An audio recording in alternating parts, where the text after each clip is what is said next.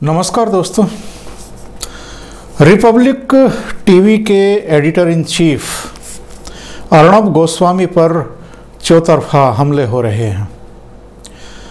कल रात जब वो मुंबई में अपने स्टूडियो से घर लौट रहे थे अपनी पत्नी के साथ, उनके घर से कुछ ही दूर पर मोटरसाइकिल पर सवार दो यूथ कांग्रेस के कार्यकर्ताओं ने हमला करने की कोशिश की।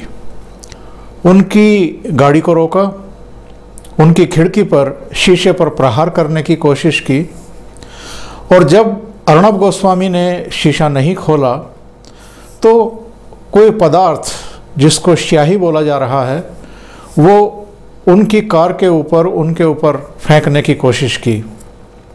इन दोनों को गिरफ्तार किया गया है। इन दोनों के ऊपर खुद अर्णब गोस्वामी ने एनएम जोशी पुलिस स्टेशन में मामला दर्ज कराया है और पूछताछ में उन्होंने ये स्वीकार किया है कि वो कांग्रेस से ताल्लुक़ रखते हैं। मामला यहीं तक सीमित नहीं है। जयपुर में दो अलग अलग पुलिस स्टेशन में अर्णब गोस्वामी के खिलाफ मामले दर्ज किए गए हैं। रायपुर में भी 3 अलग अलग पुलिस थानों में तहरीरें दी गई हैं, मामले दर्ज किए गए हैं और एक मामला झारखंड में दर्ज किया गया है कांग्रेस विधायक की शिकायत पर। रायपुर में तीनों शिकायतें कांग्रेस के नेताओं की तरफ से दी गई हैं। एक प्रदेश कांग्रेस अध्यक्ष की तरफ से, एक वहाँ के स्वास्थ्य मंत्री की तरफ से और एक दूसरे कांग्रेस नेता की तरफ से। जयपुर में एक वकील की तरफ से शिकायत दी गई है, एक कांग्रेस के कार्यकर्ता की तरफ से शिकायत दी गई है और इन सभी मामलों में जो अलग अलग राज्यों में और ख़ास तौर से उन राज्यों में जहां कांग्रेस की सरकार है या कांग्रेस के समर्थन से सरकार है, वहां अर्णब गोस्वामी के खिलाफ मामले दर्ज करना ये भी सिद्ध करता है कि किस तरीके से एक ही साथ एक ही समय किसी इशारे पर कांग्रेस के ही नेताओं ने, यहाँ तक कि सरकार में शामिल मंत्रियों तक ने अर्णब गोस्वामी के खिलाफ मामले दर्ज कराए हैं। और ये मामला है क्या पूरा?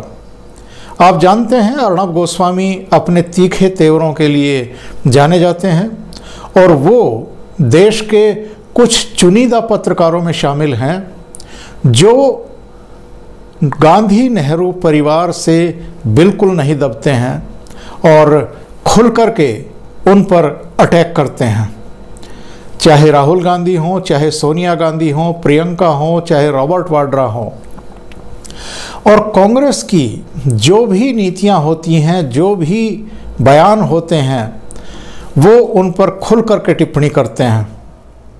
जो पालघर में अभी कुछ दिन पहले ही 2 संतों की पीट करके पुलिस की मौजूदगी में हत्या की गई है, उनके ड्राइवर की हत्या की गई है, उस पर जो रवैया महाराष्ट्र सरकार का रहा है, जो रवैया उद्धव ठाकरे की सरकार को समर्थन दे रहे और सरकार में शामिल एनसीपी के नेताओं का रहा है, कांग्रेस के नेताओं का रहा है, उस पर अर्णब गोस्वामी लगातार सवाल खड़े कर रहे हैं। उन्होंने पूछता है भारत कार्यक्रम में सोनिया गांधी पर यह कहते हुए अटैक किया था कि अगर किसी मौलवी की या किसी पादरी की इसी तरीके से पीट करके हत्या की गई होती तो क्या सोनिया गांधी चुप रहती? उन्होंने 2 संतों की निर्मम हत्या पर अब तक कोई भी बयान क्यों नहीं दिया है? जो एफआईआर दर्ज कराई हैं, जो तहरीरें दी गई हैं, जो शिकायतें की गई हैं अर्णब गोस्वामी के खिलाफ, उनमें ये तो कहा ही गया है कि सोनिया गांधी के खिलाफ अपमानजनक टिप्पणियां की गई हैं। लगे हाथ ये भी जोड़ दिया गया है कि अलग अलग समुदायों के बीच में वैमनस्य फैलाने की कोशिश की गई है, उनको भड़काने की कोशिश की गई है। एक जगह पर अर्णब गोस्वामी इस कार्यक्रम में ये कहते हुए दिखाई देते हैं कि क्या इन संतों की हत्या पर हिंदू समाज चुप होकर के बैठेगा और क्या उनको चुप होकर के बैठना चाहिए? इसको भी कांग्रेस नेताओं ने अलग अलग समुदायों में वैमनस्य फैलाने की कोशिश करार देते हुए अर्णब गोस्वामी के खिलाफ मामले दर्ज कराए हैं। लेकिन आप मामले दर्ज कराएं, समझ में आता है, लेकिन सिर्फ उन राज्यों में अर्णब गोस्वामी के खिलाफ मामले दर्ज कराए जा रहे हैं जहां कांग्रेस की अपनी सरकारें हैं। ये क्या बताता है? और एक ही समय पर लगभग एक ही जैसी भाषा में ये तहरीरें दी गई हैं, मामले दर्ज कराए गए हैं, और एक ही समय पर राजस्थान के मुख्यमंत्री अशोक गहलोत, छत्तीसगढ़ के मुख्यमंत्री भूपेश बघेल, पूर्व मुख्यमंत्री कमलनाथ के भी बयान आते हैं और वो अर्णब गोस्वामी पर कार्रवाई की मांग करते हैं। भूपेश बघेल ने तो यहाँ तक कह दिया है कि एडिटर्स गिल्ड ऑफ इंडिया और news broadcasters association Arnab Goswami और उनके चैनल के खिलाफ कार्रवाई करें, एक्शन करें, क्योंकि उन्होंने मर्यादा भंग की है और भाषा का लिहाज नहीं रखा है सोनिया गांधी पर टिप्पणी करते हुए। कल रात अर्णब गोस्वामी जब अपने स्टूडियो से अपने घर लौट रहे थे और उन पर हमला हुआ, उसके बाद अर्णब गोस्वामी ने एक 5 मिनट का वीडियो सोशल मीडिया पर जारी किया और उसमें इस हमले के लिए सीधे सोनिया गांधी को जिम्मेदार ठहराया है। अर्णब गोस्वामी ने यह भी कहा है कि वो रुकने वाले नहीं हैं, वो सवाल पूछते रहेंगे कि सोनिया गांधी संतों की हत्या पर चुप क्यों है, कुछ बोल क्यों नहीं रही हैं, क्योंकि अलग अलग मौक़ों पर जब भी देश के अलग अलग हिस्सों में इस तरह की वारदातें हुई हैं जो दूसरे समुदाय से रिलेटेड थे, उन पर अटैक हुए हैं, तो सोनिया गांधी मुखर होकर के बोली हैं। और यही सवाल अब अर्णब गोस्वामी उठा रहे हैं कि महाराष्ट्र के पालघर में 2 संतों की हत्या कर दी गई है और सोनिया गांधी खामोशी अख्तियार क्यों किए हुए हैं। अर्णब ने यह भी कहा है कि अगर उन पर कोई अटैक होता है या कुछ भी होता है तो उसके लिए सीधे तौर पर सोनिया गांधी जिम्मेदार होंगी।